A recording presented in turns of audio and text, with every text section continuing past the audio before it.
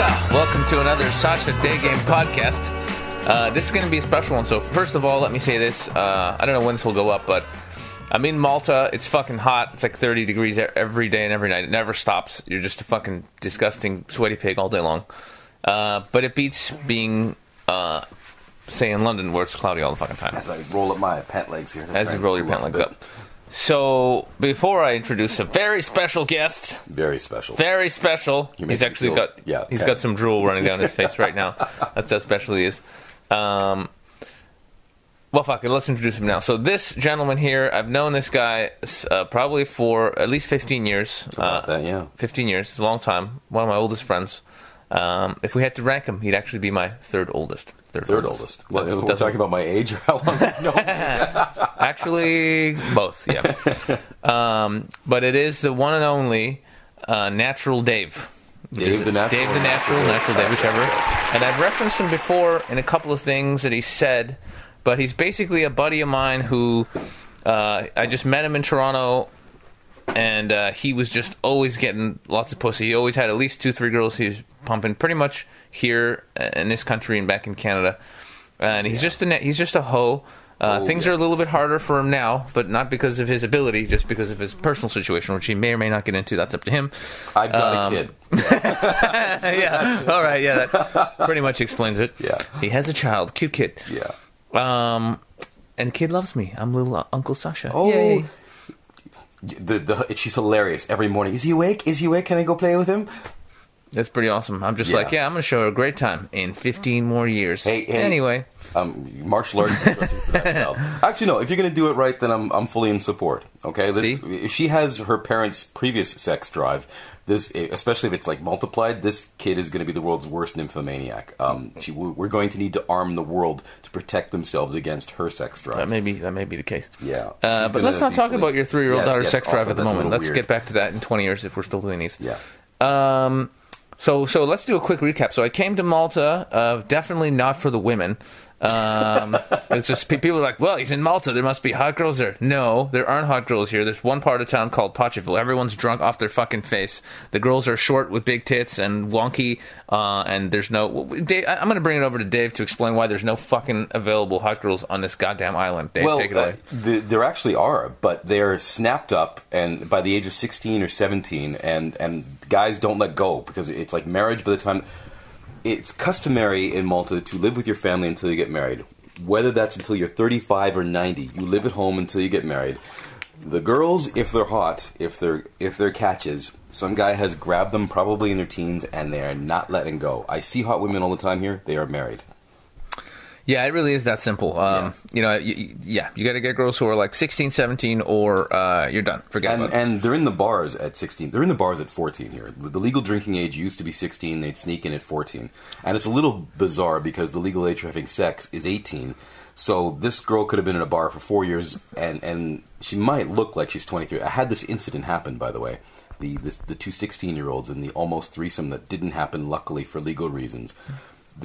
She's my height. She's 5'10". She has D-cup breasts. She's drunk out of her skull. She's dancing around a pole, and her and her friend are suggesting strongly that they're going to take me back to my hotel room.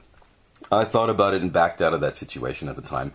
A year later, I'm playing a gig in a pub. What's the matter with you? Yeah, well, listen as this goes. Okay, now mind you again, this girl looks like she's 23, D-cup breasts, 5'10", okay? And obviously in bars for quite a few years. A year later, I'm playing a gig in a pub. I'm a musician. I'm playing a gig in a pub. She comes up to me, Dave, wish me happy birthday. I just turned 16. Yeah, she'd been lying about her age that night, obviously. Sorry, I forgot about that part. Of course she lied about her age that particular night. Is it 16's the legal age here? Is it? No, 18's the legal age. Really? Yeah, so I've got a 15-year-old who looks like she's 23 who's trying to... This is definitely not part of Europe. That's become clear. Europe's like 16 and sometimes less. Yeah, no, it's 15 in some parts, 16 in Europe. Well, in Toronto, it's... Well, I know the name of one POA guy who's not coming here. And I'm just saying his name starts with a J. Inside joke. Okay. All right. So Malta's gay. I remember you telling me a theory once about how all the girls shack up for the winters. Oh, yeah, it's actually about to start. It's starting right now. Yeah, tell them your theory, because this theory might apply to other countries as well. I think it makes sense. Any place that's probably a tourist place with a tourist season. I didn't realize this until maybe my first or second, after a year, So I've been here for 1, maybe 2 years. The first time this happened, it was September-ish, and it's happening right now, by the way. I'm sensing the vibe has changed. 2 weeks ago, no woman was even available. Now, suddenly, they're all being flirty again with me. It was September-ish, and suddenly I started getting calls from all the girls I had known. All the girls I had known on the island who were Maltese. All the residents. And I kind of figured out what was going on. And I confirmed it by talking to a couple of them over the next 6 months about what this thing is. There's a mating schedule here. In the spring, towards the summer, everybody suddenly feels the need to break up. All the relationships are falling apart. Because the foreigners are coming. The island goes from being completely dark-haired to very much blonde, especially around Potchville. Everybody breaks up, and they're all shagging the foreigners. Then, of course, all the foreigners leave in September. Tour season's over, and they're all alone. So by October, well, winter's coming, Christmas is coming, you need somebody to keep you warm. Boom, all the phone calls start coming. Everybody's looking to lock down anybody to shag for the next 6 months. Makes sense. It was bizarre because I don't think most people are conscious of it here, but it happens. It's so cyclical and so obvious once you've lived here for a while. So whatever city you're in, see if there's a pattern and make use of it. Yeah, good point. Is the point. So let's, before we get more into the ladies, I know just a quick recap of what actually happened this week. I came out actually to play in the Battle of Malta, which is a poker tournament. Also, a couple of my poker buddies were playing. So I played the tournament. I played good. I busted out like 2 or 3 people. Had some good reads on people. And then this one guy at one table at one point, he just kept I moved tables, and he would always raise every hand. He was in every hand. So one time, I'm just gonna take the pot off him, no matter what my cards are. It doesn't really matter. Yeah, you got to stand up sooner or later. Yeah. So I just, but I actually got a half decent hand. I had ace-9 suited, and I was with the big blind. So I'm like, well, this is a good point to do that. It wasn't such a good point. Flop wasn't that scary. It was just with a jack high. But I just basically called him twice, and then I moved all in after his river. I knew when he bet a lot on the river, he had something, but I just moved in, and he had kings the whole time. So it was a bad time to make a move. I call those guys grenades. Being aggressive is always good in poker, but some of these guys are just pushing the entire time, and they're going to blow themselves up a good percentage of the time and be out of the tournament. But along the way, they're taking out a lot of other people. Their grenades just thrown into the middle of the room. You don't know who's going to get taken out, but somebody has to stand up and face the music sooner or later. Yeah, you got to pick your spots though. But I just picked the wrong spot. But I played good. I was pretty happy up to that point. I took a nice chance once. I was bluffing at a pot where I had a low flush draw, and the guy went all in. And I hate calling all in on a flush draw, but I was short chips, so I did call. Yeah, and Daddy hit it. Yeah, cool. I had to do it. But anywho, so I came for that. Played some poker. Made friends with a guy called Ashton, who's an awesome Omaha player, and he was teaching me Omaha. So I got a lot better at that. Had a nice run there. Won about a grand online, playing 1-2 within 2 days, which wasn't bad. It's fucking hot. That was running hot though. Yeah, to be fair. Yeah, that's good. Lost 8,000 since then, but I didn't really. That'd be funny though. But no, it was a good time. And then just farted around. Shout out to Hans, who hooked me up in a couple of ways. Nothing sexual in Malta, but Dutch Hans, he knows who he is. And also, big news, they're developing a poker bot called Poker Snowy, and apparently they're trying to say that it can beat anyone, although my friend Dan played it, and he beat it by, I think, 7 big blinds. Yeah, I was going to ask you about that, because I've been hearing, is it Pure that it's being developed?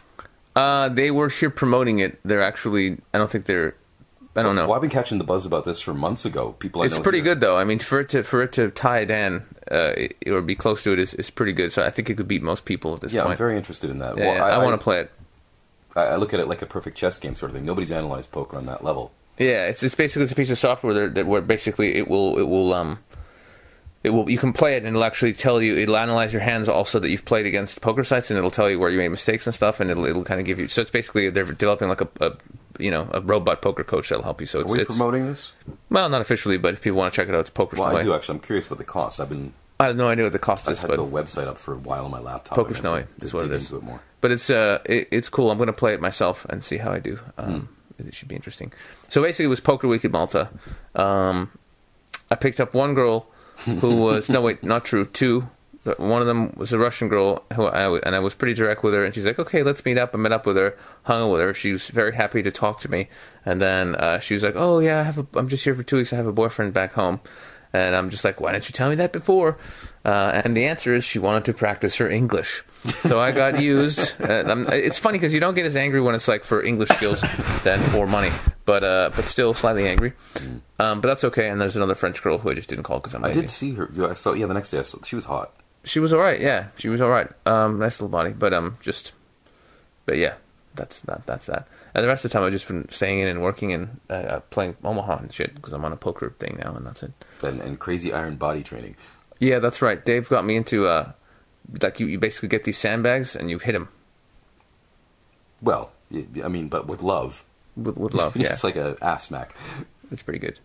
So let's get back to the chicks, to the chickaroos. So women, yeah, liquor in the front, poker in the back. Yes. No. Let's not talk about poker again. We're just moving off. No, but we've covered both topics. It's just an old joke, bar joke. Like there's actually signs that say this: liquor in the front, poker in the back. Sorry. It's good for a bar. It's good for a bar. Yeah. Bad for a podcast. Yeah. Move on. Makes sense. So that's your review for those who care. But back to the ladies. So I remember one thing Dave said to me once, about 5 years ago, that stuck with me, which was, he said a lot of good stuff, but I think the actual quote was when I was asking him, like, if he could, does he actually go for girls or kind of chase them or let them not chase them or whatever.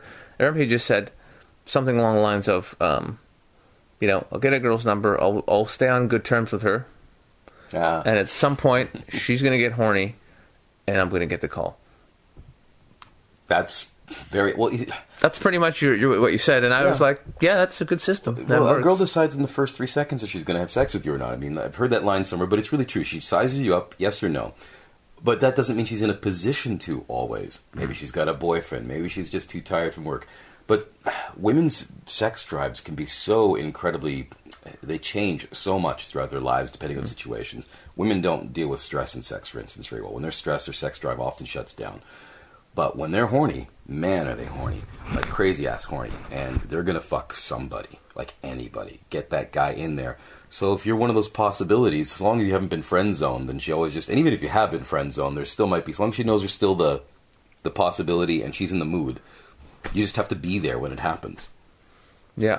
Yeah. There's a lot to be said for that, because I've had situations where, I met some girl and I'm just kind of texting back and forth, and as I happen to be out somewhere, and she happens to be out, and she's like, yeah, I'm sort of nearby, and you meet up, and boom, it just happens. Yeah, boom. You're like, and it happens because you just happen to be in touch, and blah blah blah blah blah. So really, there's a lot to be said for, just sort of pinging and just keeping things friendly, and just they know you want to fuck them. Just keep it. Don't just fall off the radar. Just sort of be keeping in touch, and shit can happen from there. But what a lot of guys do, and I'm certainly guilty of this myself. You try and get a girl out, you fail, that's it. You give up, and that's it. Well, a lot of it is lifestyle and proximity, right? You're traveling around all the time. You got to move quick. Yeah. I, on the other hand, am in one location on a small island. Now, mind you, the same thing. Well, let's go back to why I used to get laid, because it's actually related to this exact topic. Bartending and being a musician are both careers, more so the bartending, believe it or not. If you want to get laid, be a bartender. How does bartending work? Well, first of all, you're in the same place every damn week. So you don't have to. You're on good terms with her anyway. She knows where she can find you when she's horny. 2, you're on a pedestal. I mean, you're there. You're the star, right? 3, you're in a position of authority because you're dealing out the drinks. And 4, there's alcohol. You throw that all together. Like getting laid as a bartender. If you're not getting laid every night of the week as a bartender, something's wrong. I mean, it's so easy. You got 3 girls on the go all the time. There you go, guys. Forget game. Just get a fucking bartending job. Well, a lot of guys actually open bars for this very reason. In fact, almost every bar owner I worked for was a guy who had no business sense, didn't care about bars. He wanted to get laid. I think a lot of guys...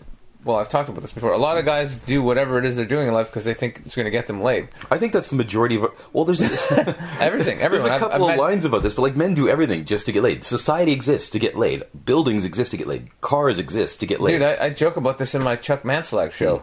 I talk about it. Mm-hmm. I'm just like, I was like, hey, I met a guy who told me he was going to 8 years to become a doctor. I'm like, fuck off, doctor my ass. You want to get laid? You know what I mean? If you want a clip from that show, I think my website for that is just Google Chuck Manslag and you'll find it. Doctors if they have time can certainly get laid. That's just instant attractiveness to women. Yeah, that would work. Yeah, bartending, but like guys, like 19-year-old guys emailing me like, "Hey man, should I go to university?" No, don't go to fucking university. The educational system is no place for an education. You should fucking get a shitty bartending job anywhere. Go to some fucking country where there's hot girls. Get a crappy bartending job for 50 cents an hour. Who gives a shit? Sleep on someone's floor and just bang girls anywhere and just go ape shit, and that's it.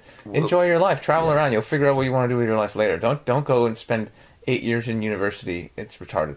Well, universities mostly have the piece of paper because there's a lot of people who do nothing but see the piece of paper. They can't digest anything else but the fact that you've got a degree.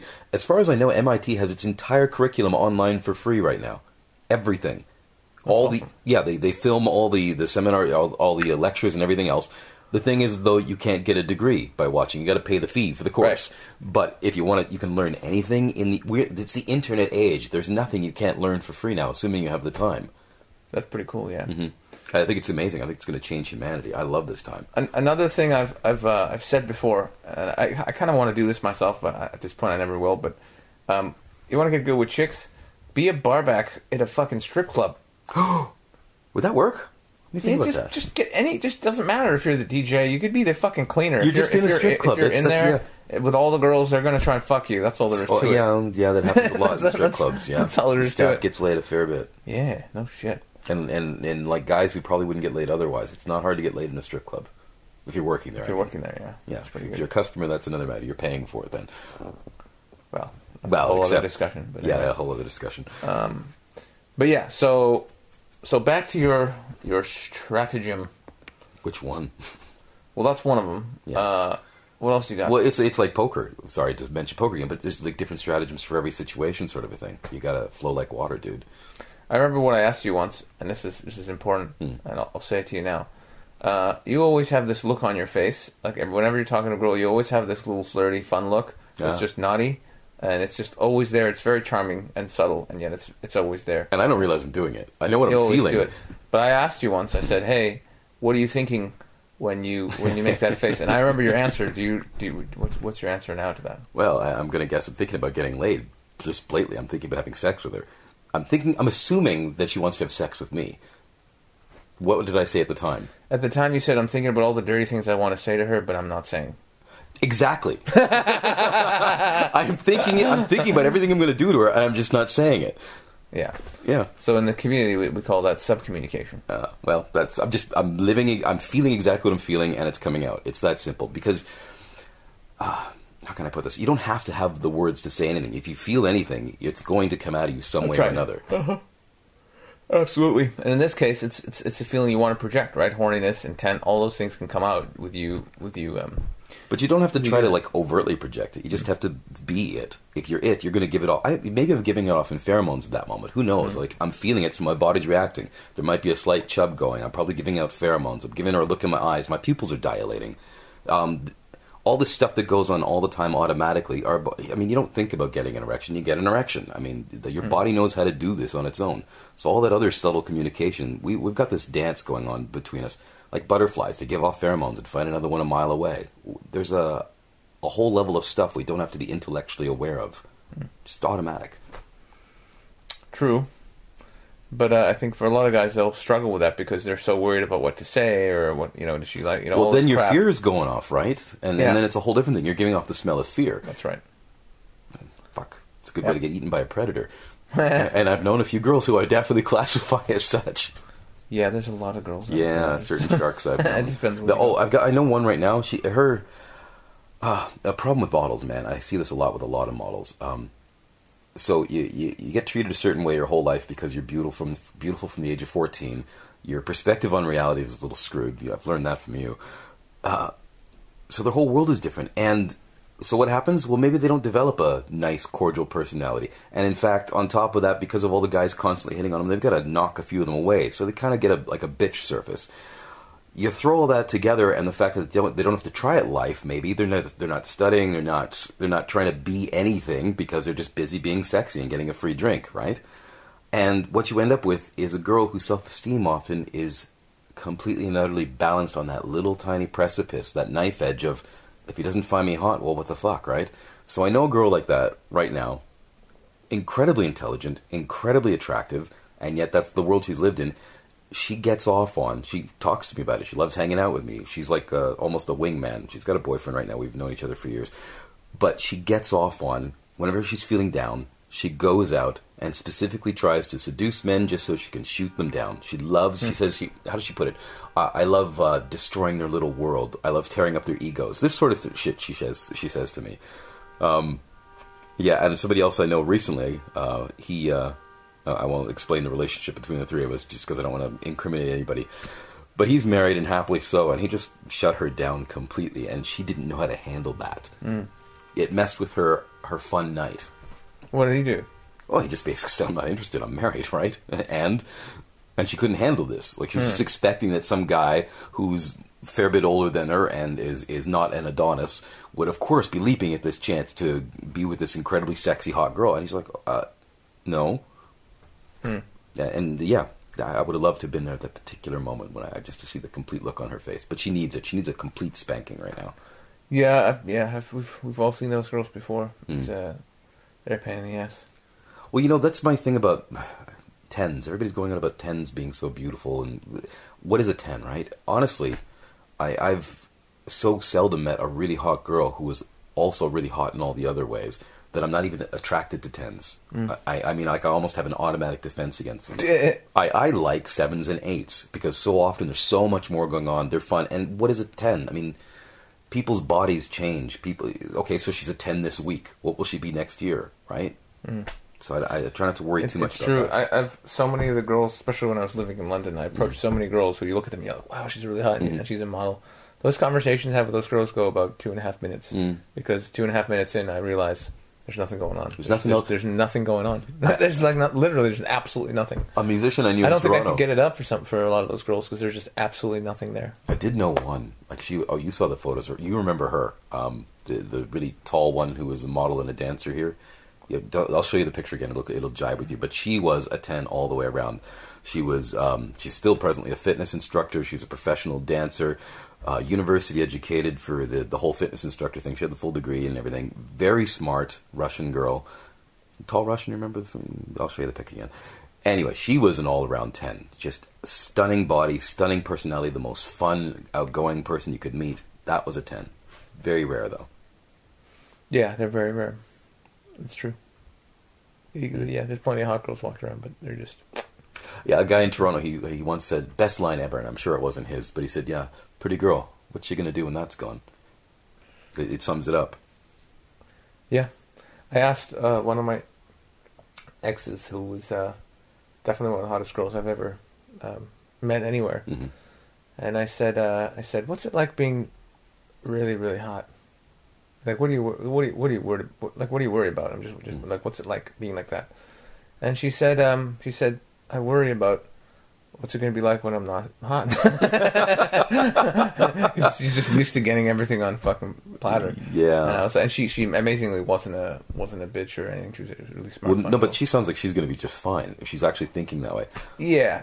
She's smart. She's a very smart girl. So, but yeah, it's interesting. It's interesting how much value we would place on women's looks, but I think it's partially just how we're programmed. Men are just programmed to go. I don't know. I think it very much is instinct and genetics because I mean, like a certain shape and a certain level of health. It's about if we're going to go with the procreative theory to all of it. It's just about can you make babies? So you've got a hot woman. She's healthy. She's strong. She's young. She can conceive. She can make a kid. And again, that goes back to it's a transient thing. Now, mind you, some women could be hot in their 50s. They're not making a kid. That's health. We're still attracted to, but that's just something that can change. I mean, if somebody's physically fit and eating a lot of healthy food, they're probably going to be pretty attractive. Yeah. Well, yeah, but there's just the looks thing, which doesn't really matter. I mean, it's like you're either hot or you're not, and that's it. Yeah. But yeah, so give us one of your greatest seductions. Some crazy story of some hot pain in the ass woman. Okay, one of my favorites, because this has been one of my favorites, and if she ever, I can't obviously mention her name, but if she ever hears this podcast, she's going to know I'm talking about her. Yeah, I'm going to call her A for now. A, triple A. All right. Yeah, AAA. AAA it is. Yeah, AAA. I just met her in the laundry room of this building I was living in once, and there's a bit of flirtation that went on between us, and then somehow one day I'm walking by her place and just walk in for a few minutes and talk to her, and go back out. And so we agreed to go for a drink. And not like just, and this is the first time we're really out with each other. We haven't spoken for more than, I don't know, 30 minutes if you include all of that time in the apartment building before, over the course of a few weeks before. We go out for a drink just down the street, around the corner, and we're having a great time. We're just talking, we're flirting, we're semi-direct, and it's fun. Oh, by the way, she had a boyfriend at the time, of course. Is this the same day you met her or another day? I think it was the same day of the walking into the apartment and talking to her for a couple of minutes. I mean, I was just coming out of the superintendent's place, and she was right next to it, sort of a thing. I just went and said hi. I mean, I met her in the laundry room, spoken to her twice in the hall. Oh, so you met her before? Yeah. Okay. Yeah. So this is like a few weeks later from the first meet to this. But again, no more than probably 30, 40 minutes of talking. And we decided, I said, let's just go out for a drink, right? So we're at the bar. We're there. She does have a boyfriend. I think she's hot. I think she's again, I can think for girls who are 5'10" and blonde, apparently. I don't know why that's such a bad thing. So we're at the bar, and I do have this firm rule. And I let her know while we're sitting there, and she's on her second, third drink. Hang on a second. Uh-oh. Baby troubles. Yep, okay, never mind. Problem fixed. Great. A little interruption there, we're back. So, we're at the bar. We're drinking. She's hot. We're flirting a little. And we're talking about sex just a bit. And not really so much sex, but like dating habits, we'll call it. And I mentioned to her, like, I'm talking about my rule, because I live in Toronto, and Canada's not a place where you ever want to end up with a rape charge because a girl was drunk. This is a country where if you don't have a complete yes, a completely conscious, sentient, not drunk out of her skull yes, I mean, being drunk is an excuse, is a reason why somebody can say you raped them. I was too drunk to give full consent. I wasn't in my right mind. You can get in trouble there. So it's the super politically correct time in Toronto, and I let her know, like, I actually have a firm rule about this for a couple of reasons. One, that, but certainly because as well, I don't like to have sex the first time with a girl when she's sloshed. Simply not. I mean, in fact, in general, I don't. So I don't give her this full story, right? I just say to her, in fact, I've got a rule about the first time I have sex with somebody, that it's simply not going to be when she's drunk, and in fact, if you have one more drink, it's not going to happen tonight. Not a second passage. She says, waiter, check, please. Right there, stops drinking. That told me everything I needed to know. And yeah, we had a fucking wild night. That's a great story. It was great. Just, in fact, if you have one more drink, you're going to be no chance. Waiter, check. Loved it. Fantastic. Ironically, a guy who you've known from the old days, Johnny Soprano, told me something very, very similar to that. Yeah? A little thing he does, yeah. I told it to me a while ago, but it's basically something pretty much what you just said. He just says, hey, I have this rule where it's pretty much what you just said. Actually, you know, well, so rule where I don't sleep with drunk girls. So yeah, if you have another drink, you're officially over the thing. Hold on, you're smacking the thing. It's gonna be like really loud in the cast. And then that's it. And if they're cool with it, you're just like, let's get the fuck out of here. Well, I should use that more often because like so many guys are trying to shove drinks down a girl's throat.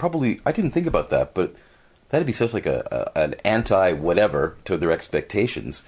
That in itself, that must just move you into a whole other category. It's funny. So yeah, tell me the funny thing about Johnny. You might as well, because people will know. Well, I don't know how many funny things to tell you about Johnny, but I know Johnny before Johnny was Johnny. I mean, he's still John, and I met John a few times in Toronto when I was bartending. He used to come in there and with the horns on then even. That was pretty funny. I don't know what I should or should not say about John because that's his life. I think he's okay with anything, pretty much. Okay. Well, one of the first times he'd been in and out of the bar lots, but one of the first times I'm having an actual talk with him outside of the bar, I was at another restaurant that one of our DJ was opening a restaurant, and I was there, and Johnny's there with this laptop. Johnny had a fair bit of cash at the time, so anybody having him a laptop back, this is 97, I think, so anybody even having a laptop in the first place is a big deal. So Johnny's sitting there with this laptop with a black and white screen, and he's got a Motorola StarTAC, one of those big-ass folding flip, like the biggest-ass folding flip phone that Motorola ever made. and he's got that sort of, I don't know, Velcro taped onto the back of the screen, and with a cable in the side. And he's downloading porn on this in black and white, and it's taking like 2 minutes to load a single picture. And this is back when data rates for a mobile phone would cost you, I don't know, $10 a meg or something like that. Just a very strange moment. And then the conversation led into how, if I wanted to get into the porn industry, well, he could help me get in there because he was doing that anyway. And he was giving me all sorts of pointers about porn. Actually, one of the interesting things he told me was about small girls, how that was a great thing. Small girls do well, he said, in I think it was him who told me. I'm remembering this, it's 15 years now, a while back. But that small girls are great in the porn industry because it makes your cock look huge. That's a great point. Yeah, well, she can get on my point. So my cock's going to look really huge. Oh, yeah. Oh, yeah. That explains why I like small girls, because I got a tiny penis. You want to go with that one? I don't really want to tell everybody this, but I have seen and it's not. Not what? Your cock is not small. You were walking by naked one day. Well, it's not the normal. It's when it's big that it's big. I think it's pretty normal. But it doesn't count when it's small. When it's small, like any cock can be anywhere from Yeah. There's no relationship between flaccid state and full size. That's right. Yeah, it can be 1 inch flaccid and 10 inches long, or it could be 5 inches flaccid and 5.5 inches long. True. Yeah. How did this come to penis size? I don't know. But I'm sure a lot of guys wonder about it's funny penis that size. you knew Soporno back in the old days. Yeah, it's funny how many of these people I keep meeting somehow that I knew from the old days, and that this whole community has sprung up. Yeah. Yeah. By the way, can I just like how should I put this? Advertise your greatness and how proud I am of you. Would you mind a little bit of ego stroking? It's pretty gay, but go ahead. Okay. Well, we'll keep this just to verbal stuff, folks. Okay. No. Anyway, so do you mind if I mention any of your past? Yeah. Okay. Well, okay. So I'm Dave, the natural Dave, right? Well, I don't think anybody's really natural. You just kind of learn either by luck or other ways. I mean, I learned to a great extent simply because I was bartending. So I was in a great environment to pick up on this. It was the constant interaction. I got so much practice, and that's where a lot of this came from. The same with being a musician. You learn other sides of it. When I first met Alex, let's say for the first year, like you didn't know shit about women, and you couldn't approach a girl for the life of you. Now you're like my fucking master, man. I watch you do stuff that I couldn't even imagine. So for you to have come so far and to be so amazing at this, I'm super impressed and proud of you. I'd say about 4 or 5 years ago, you threshold over my best moments. That's pretty big words from Natural Dave. Yeah. Natural Dave! But the difference is, you've been pumping girls since you were, what, how old were you when you started? Oh, actually, I started really late. Really? I was such a Christian boy. I waited till I felt guilty because I shagged my ex-wife while we were only engaged instead of waiting to get married. I was a virgin before Are then. you serious? Yeah, I didn't have sex the first time till I was 21, 22. Oh my God. Oh, and anyway, that marriage went to shit really quick, and there was like no sex about a year after we were married. And how shall I put this? I got revenge upon the universe afterwards. I became such a slut. Yeah, I have my slut periods in between relationships where I'm just a complete whore. I didn't know Natural Days that you were a late bloomer. That's shocking. Well, I wasn't in which way. Well, I just assumed you were 14 when you were pumping. No, I wasn't 14 when I was pumping, but I was definitely picking up a lot of shit when I was 14 in terms of attracting women. I still didn't have a clue, of course. I was 14, but I still, when there was like a switch. It's kind of funny, actually. I don't understand this, or have I thought about it much. There was a switch in me. Either I was completely out of place and had no clue with a woman, or a switch would turn on and suddenly I was Casanova. I was James Bond. Even at 14, there'd be like, yeah, I got it, or I didn't. I mean, it was like, and that switch to this day, I still think goes off and on. Like with my present situation, I don't always feel so confident. But then the moment the switch turns on, there's no. It's not about confidence. It's not about anything. There's like a complete and utterly underlying instinct that just knows how to do it all. Pay attention, folks. I think everyone has that instinct somewhere. I do, absolutely. And it's just buried under so much shit. They have to sort of dig it out. Well, it has to be there. How many, assuming you back to the Christian boy, assuming you don't have any evolutionary versus creationism issues, how many generations of evolution has this been going on with us? Every single creature that's alive today is the result of successful procreation. It's like the first line of coding, how to get laid. So, if you know nothing, if you have not spoken to another human being, if you have no idea what language or math is or gravity, None of that. Well, you're going to figure out gravity pretty quick. You're going to have a sore skull. You must have the coding for how to get laid. It must be there, just as you have the coding for your heart beating automatically and the automatic response for breathing. It has to be there. Just let it go. Let it go. If anything else, if I could say one thing, it's stop thinking sometimes. Just fucking let the instinct out. Yeah, I've been talking about that for years now. Have you? Yeah, it's hard to get people to stop thinking. Oh, fuck Possible, yeah. though. But There's so much programming. So much programming is bullshit. Yeah, most programming is bullshit.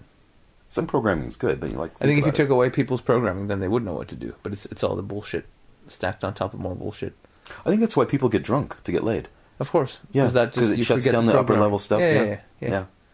Yeah, you get down to your baseline, you just go up and grind up against the girl. Eventually, you don't one think of them, about it. Yeah. Yeah, one of them's going to go, all right, and there you go. Well, on top of that, if you're really with your instincts, you're not just grinding up against any girl. You've already gotten indicators. You're not even thinking about it. If something, she's giving you a look, you know to walk over, and if you don't, she's going to be pissed off at you. I mean, it's like move then. There's no thought, no second guessing. No, you just go. Like any time that you get laid within the first couple of hours of meeting somebody, it's one of those. Hmm. All right, I take back everything I've done over the last 7 years. Everyone just go to clubs and get drunk. Woo! Forget take game. It's all shit. No. Because that stuff still happens sober too. I think one drink, 1 to 2, depending on the person, sort of thing, to take that edge off. That's probably pretty deep wired in us. You know what I still want to do? I still want to do drunk day game one day. Just get hammered and go around hitting on girls. I would never do hammered. No, but like a couple of drinks. A couple of drinks and just be like, what's up, ladies? What's going on? Yeah. And they're just like, your breath smells like vodka. I don't know what you're talking about. Are you coming over to my house or not? No, then you just, I don't think it's going to work ever. I think it'd be really funny. It'd be funny, yeah. Well, yeah, I mean, the video is not but it's been done work. a lot of times, though. I mean, that's the standard way that girls are getting approached all the time. Some drunk guy who doesn't have the balls to walk up to her otherwise. I think it'd be funny if I got drunk. Mm. So have I ever seen you drunk? You don't drink so. At all, like ever. I see you have a drink like once every 3 years. I might have drunk in the old days in Toronto, but that would have been a long time ago. Mm-hmm. All right, so look, if you have to give one piece of advice to people listening to this who really stink with girls, what would it be? Something that you haven't said. Something that I haven't said? Yep. Fuck. All right, it could be something you said. Actually, talk about something else. I'm going to think about something I haven't said. All right. This could be a long pause. It's all right. They're used to pauses. Yeah, it's fine. This is a very unprofessional podcast. We just the last one I didn't even put up because it was in a fucking done in an RV. But I think I might actually put it up because it's pretty funny. RV? Was that like way back in Vegas? Yeah, it was in Vegas. Holy fuck! It's been that's the last time you did a podcast. Yeah, I never put it up. I think I might put that one up and then put this one up. I feel honored. Yeah, well, it's a special occasion. The problem is that I've just been putting up on my YouTube, but I've always wanted to get them up on iTunes, but we can't really figure out. It doesn't seem to work. It doesn't like us. iTunes doesn't like us. It doesn't approve us or some bullshit. So it just doesn't seem to work. So, well, then just run them off your server, like directly yourself. I can, but it would be cool to have it on iTunes. But I don't know. We'll figure it out eventually. Yeah. Just stick it somewhere. I'll put it somewhere for people to find. No, there's nothing I think in terms of that I haven't said about approaching women. There's about a million things I could think about the actual relationship or sex with women. Well, let's do one of each for those. One thing about sex. Oh, by the way, I forgot to tell people that Dave is the one who actually gave me my first set of skills for, and I actually told his, the mother of his children's this, which was pretty funny. Yeah, I mentioned to somebody else completely separately a few weeks ago. Yeah, I was 21. So, a quick story about me that's kind of fun. I met a girl while doing stand-up in LA in 2001. We hooked up once, and she was going to Alaska for the whole summer. So she was cool. I liked her, and then so I was back in Toronto, and I was going to go visit her in Alaska. And I said to Dave, "All right, I got this girl. I'm going to go up see her for a couple of weeks and get lots of sex." But I didn't really know what I was doing. When I was 21, I'd only hooked up with one girl randomly when I was like 17, and then I think another girl when I was 20. So it might have been. I think it was actually the fourth girl I'd ever been with. I seem to remember. So I really didn't have a fucking any clue as to what I was doing. I never really had a girlfriend or anything. So. Didn't know shit. So Dave was like, all right, let me break it down for you.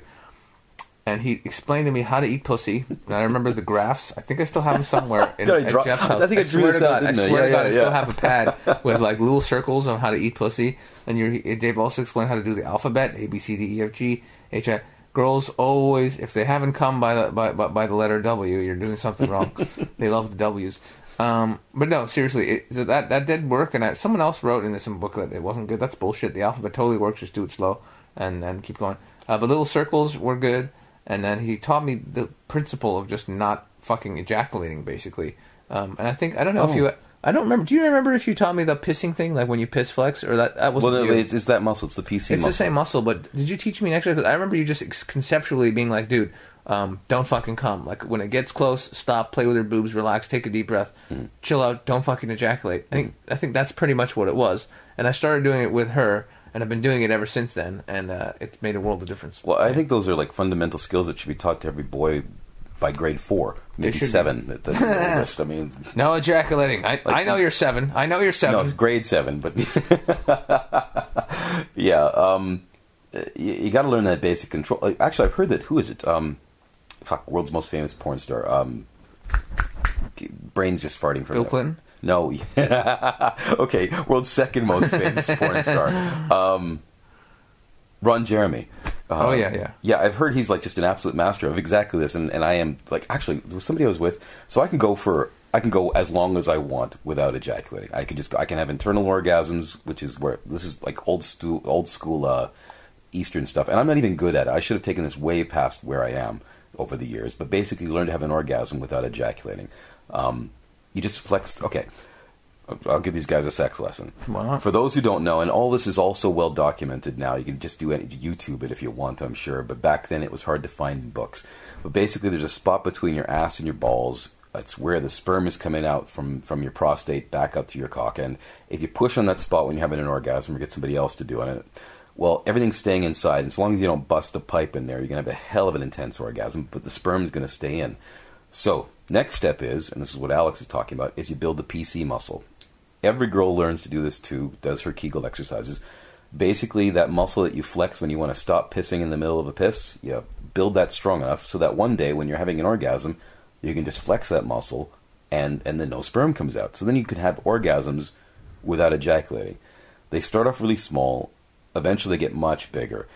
If you're where I should be, is where I can have an hour-long orgasm, but I'm not. I can have a few multiples, right? This is just an exercise I should have been doing in my life, but I haven't.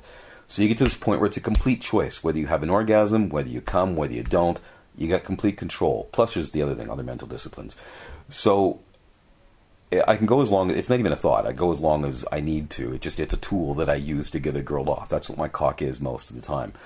I was with somebody, and because we had sex dozens of times, and I was always taking my time, she thought like I just took a long time to come. And I said, no, watch this. Shoved it in her. 45 seconds later, I ejaculated. I hear Ron Jeremy is exactly the same way. He's like on command. Okay, time for the money shot. Okay, 3, 2, 1, squirt. It's your tool, guys. Like, learn to use it. Yeah. That's just a good way of putting it. It's your tool. Learn to use it. That's pretty funny.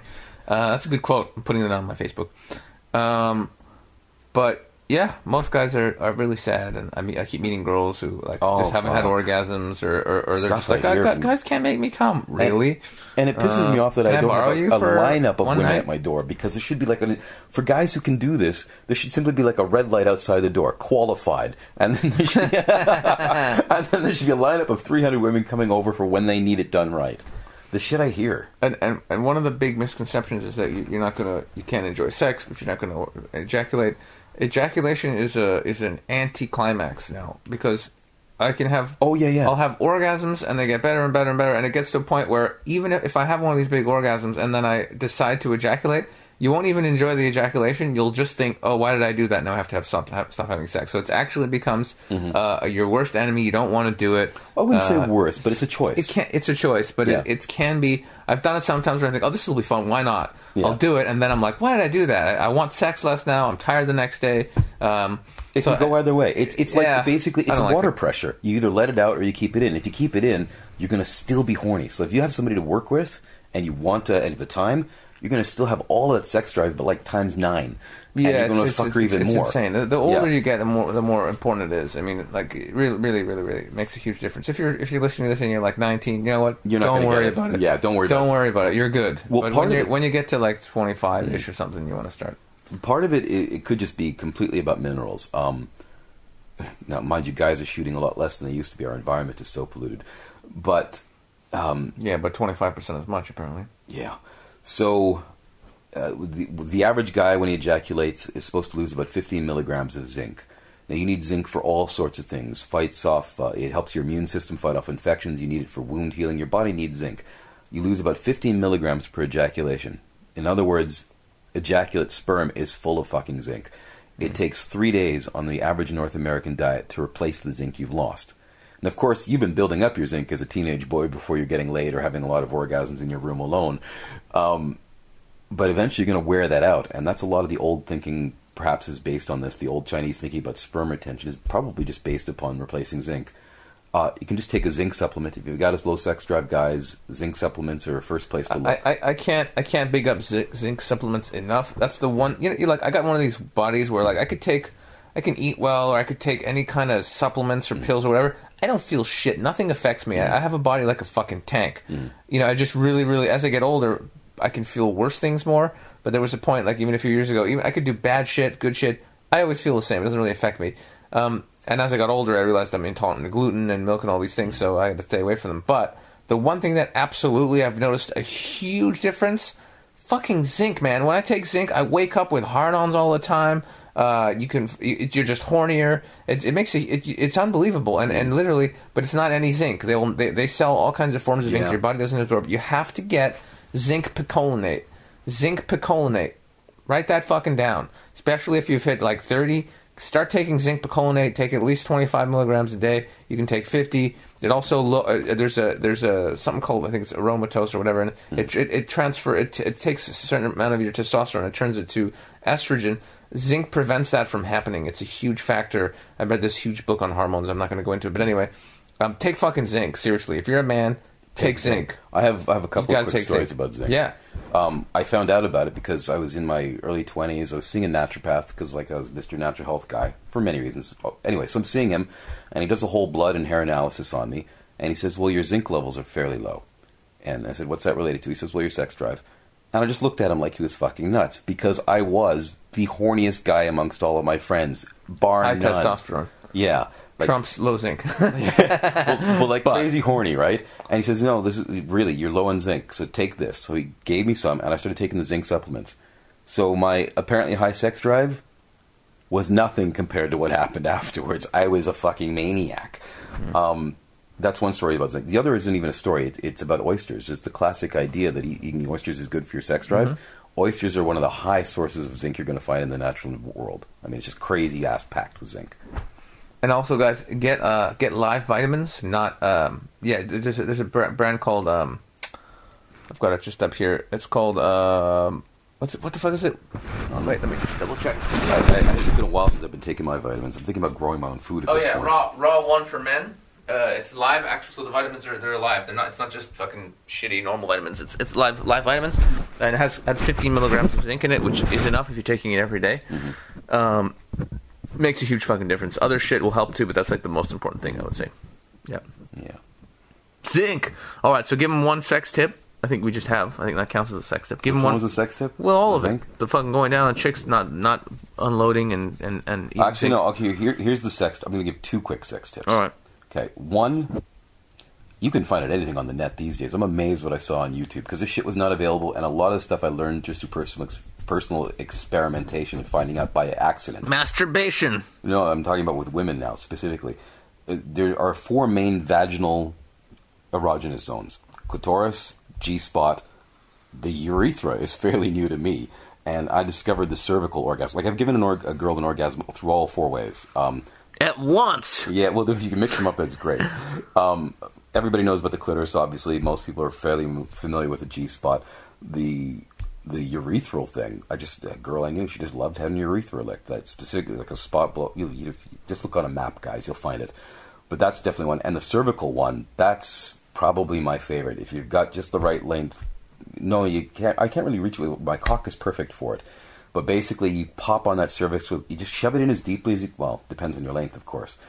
You shove it into exactly the right length, not too much, not too little, and you just keep it deeply in there and pop on that cervix a bit, and man, the orgasms they can have. That's a very deep orgasm for a girl.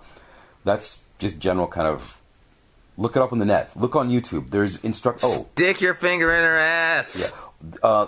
okay, the other thing is energy.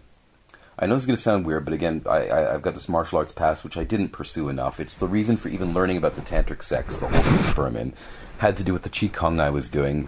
From qigong, you learn about sperm retention, blah, blah, blah. But the basic idea still comes down to energy, that there's bodily energy. In my life, I have had not an outstanding number of lovers. I've been in a lot of monogamous relationships, but I'm approaching 3 digits now. And in that time, there's been 8 girls who've been the first time they've had an ejaculation has been with me. I have made a girl come by biting her neck. I've clocked 2 different lovers at over 40-minute long orgasms, continuous straight orgasm, not a multiple, a continuous straight orgasm for over 40 minutes. That's pretty hardcore. Both of them were the T's. You know, if you remember my exes, the 2 T's were the ones. They're both Taurans as well. Both the names started with T and both were Taurans. Interesting. And mind you, I'm not saying all sex is like that. I mean, I can shag a girl who doesn't have an orgasm at all. It's not all up to you, okay? If she can't have an orgasm when she's masturbating, the odds in you getting off aren't too great. She can still have a great time. You can still be the best lover she's had, but you can't cause this. This has a lot to do with them. But all the stuff I'm talking about, a lot of it was energy. Wait, there was one more. And one who we happen to know right now, I clocked her. She was crazy. She just went off like a machine gun. 60 orgasms in an hour. It was like 1 per minute. Boom, boom, boom, boom. This is great. Lots of fun. But the point of all of this is that a lot of that stuff that happened, when it happened, it wasn't just that I was shagging a girl or I knew some button to push. It was energy. I was breathing a certain way. I was imagining energy flowing around. There's been times when I've been going down on a girl. I call it the dragon breath thing. And when I know she's close, I send this, like I imagine I'm breathing fire right out of my mouth, right up through her spine. And boom, she starts coming. Sometimes I imagine electricity, white electricity building up in her clitoris. Boom, she comes. This sort of idea, it doesn't matter if it's real or not. The fact is, your mind is making it real. Maybe you're doing something different with your fingers. Maybe there really is energy. Maybe, again, pheromones are going off. Whatever it is, but get into it. It's not just like an intellectual exercise. Like, throw your emotions into it. Throw your passion into it. Throw this energy into it. Try to be involved on that level. And I promise you, a lot of the time, the sex is going to go ballistic. It will be better. Other bit of advice, relationship advice, and even not relationship. Wait a second. Before moving to the next one, that's some hardcore shit. If people go and read actual book about Tantric, you'll see it's not weird at all. The Chinese have been talking about energy for fucking thousands of years. Yeah, the Indians before them. Yeah, everybody knows about it. You're at this way, to me, you're fucking weird if you don't know that energy is a real thing that exists. The question is, do you want to tap into it and work with it, or do you just want to be like, what, that's crazy, and just and ignore it? It doesn't matter if it's crazy or even real. All that matters is what works. We don't have to understand it. Does it work? Great.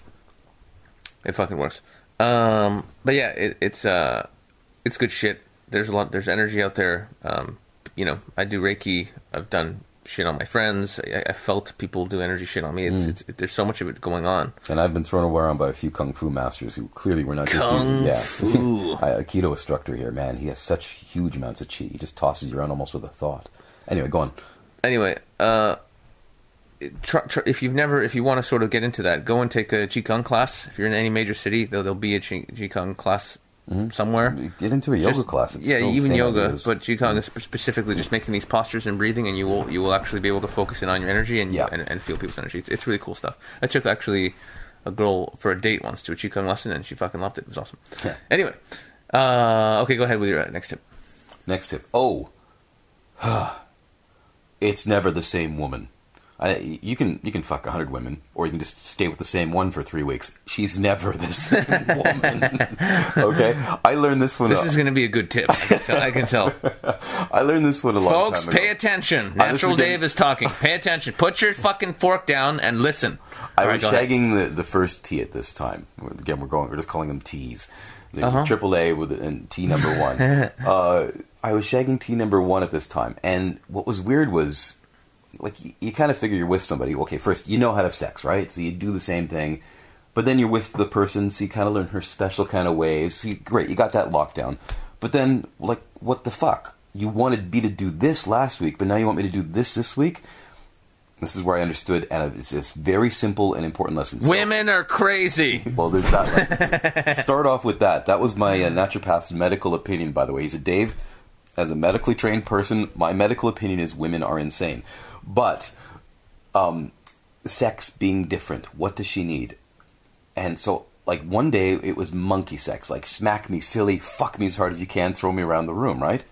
And another time I started going at it with her, just like, be gentle, sort of. And then after a few months, I don't know how long it was whenever I figured it out, and I've known this for at least a decade since, and I see it with all women, more or less. Ovulation time is monkey sex. Towards the period, please touch me gently. It's really that simple. I'm guessing things are tender, but if you're going to be loving and all that, it's usually before period time. If you're going to be monkey sex, it's after she's had her period and getting towards ovulation. That's monkey sex. Be hard, be a man, be testosterone, fuck me like a machine. The other side is when she wants the gentle lover, carer, nurturer. Really that simple. So don't be surprised if your girl likes it two different ways. If you can figure out where a girl is in her cycle. Light slaps in the face. Give her a little tap, see if she likes it. If she smiles, knock her out. If she doesn't, hold her. Yeah, there's been some crazy shit. Like I would never have imagined when I was younger that some girls would like some of the shit I've been begged to have. Oh, I'm dating a girl right now that likes getting choked the fuck out straight up. She like literally, and I asked her, I'm just like, why is it that you want me to choke you? And she said, I like waking up to the feeling of having an orgasm. That's her answer. That's really cool. So she's literally passing out as she's coming, and then she wakes up. Yeah, that's a game you've got to be very careful with. But again, it sounds like with these abusive guys. But no, that same girl, I will be the gentlest. She beats me up if I don't choke her out. Yeah, I've had girls who love to smack me too. But it's the same girl. It's like both sides. Please gently stroke my whatever and hold me. And then 2 weeks later, it's like fucking hit mine and then like smack me, knock my teeth out. Yeah, well, not teeth, but I've been smacked a few times myself. I was amazed at the first like tit beating, like a girl who just loved her tits smacked. That was a weird one to me because I figured that was always like you're smacking her with your tits. No, I have quite the set, what? Guys. No, basically like slap her tit, like slapping asses. Slap her in the tit. Really? Yeah. I never had a girl want me to slap her titty. I've had girls want me to bite their nipples so hard that I was. I like the biting a lot, but slapping titties I never done. Well, because slap the ass. Actually, the slap the ass thing. Apparently, I was reading somewhere about 12% of girls. The ass slapping is directly connected to them getting hot. It like triggers something. I can't remember. I like the ass slapping too. Girls always like that. I've never. Let me say this: if you want to spice it up, I've never met a girl in my life that did not want me spanking her butt yet, ever. But I've met some. Ever. Good point. But there are some where smacking the butt is essentially this like pulverizing a fruit. When you smack her butt, she gets wet. It's like boom. Like you have to. I actually have to turn her on with the butt smack. It's pretty good. I got into this. I don't know if I said this before. I've done it in my comedy show. I don't know if I've done it on a podcast. But I hooked up with a girl pretty recently, and it was funny because we get into bed. We're just about to hook up for the first time, and she just pauses. She looks at me and she goes, "It's okay if you want to hit me." It was just basically saying, "Hit me." That was funny. That was a funny moment. Yeah. But listen, this has been awesome. So I shared a couple little bits of comedy. I'm actually going to put up a clip of some fresh comedy that I did in Serbia. So it's Chuck Manslag. Look for it. You will find it. I believe it's... I had two domains. It's either chuckmanslag.com or iamchuckmanslag.com. But anyway, it's there. And I think I'm going to do a comedy show when I'm in London. So I'm going to do my show all about picking up chicks. It's going to be fun. Cool. So yes, finally, after years and years and years and years and years. Can we count it as more than a decade now? Oh, it's been more than a decade in the coming. The Dave's Natural podcast. I should have hyped it up more so people would be looking forward to it. But anyway, there it was. I'm sure we'll be back. Well, the whole thing with me is the anti-hype, really. I'm just calmly lying in the background, just, hey, I'm here. Just fingering three girls at once. We didn't even get into him, this is the... Okay, I just want to say this. Let's not get into it. We're up to an hour now, but let me just say this one thing. Just a few years ago, and always in the past, Dave's, let's just say, in his 40s. And I'm in my last 40s. Last time I was in this country, he was hooking up with a 19-year-old, a 23-year-old, and some other, and another 19, something like that. But the hilarious part was But it's always like that. It's always 2 or 3 hot chicks, and he's banging the shit out of all of them. There are all two funny stories and about some that. of them have boyfriends. So. Wait, but you wanted to finish. So I'm like cutting you off. Go ahead. Well, that's pretty much what I wanted to say. What I found funny about that particular time was, like you were hanging out with. Should we mention his name? Which one? Tice. Right. Oh yeah, that's fine. That's fine. Yeah. Yeah, and Tice who else is was here? Somebody else was. Anyway, we're all in the country. It's Alex's birthday. But basically, every time the guys went up to talk to a hot girl, I was already shagging her. Yeah, that was funny. That was funny. The time you weren't here was years before. I'm legendary in a certain bar because of this. All three of them were models. Okay, and I was playing a gig. Again, with the musician part. So I'm playing a gig. It's the same bar the 15-year-old said, Dave, please buy. Yeah. Anyway, so I'm playing a gig. And I only started dating all these three girls in the last 2 weeks or so. And one came in to say hi and just be nice. And so I told the bar staff, yeah, she's my cousin. And then the next one walked in. Half an hour later, the first one had just walked out. The next one walks in. And she's like looking at me. And hi, Dave. And yeah, she's my cousin too. And then the third one walks in half an hour later. This was completely unplanned. I don't know how it happened and how I managed to get off with not getting into more trouble for that particular moment. I'm at a gig. 3 different hot models walk in and they're all my cousins. That was the official story. Nice. Yeah. That's a good one. That's a good story. You dirty son of a bitch. Yeah. So what I'll do is I'll put this up with on my blog probably, so it'll have comments room. So you're willing to log in and answer if people have questions or something. Oh, like I have every time. But yeah, if you actually tell me if it's going on, then nag me and I'll come and take a look. Okay? So if you have a question or something, put it up. Dave might say hi to you. Yeah. And that's it. It was a good time. Thanks to Dave. It's always a good time seeing you, buddy. For years. Got to do this more often. The hanging out or the podcast? Oh, no, the hanging out. But if they want to share in the podcast, that's fun, too. All right. But I don't see enough of you. It'd be good to do another one somewhere sometime. Yeah. So, yeah, it's been a good time. And for all the things I'm doing, you know where to find me. SashaPOA.com, bitches! All right. See you guys on the flip side.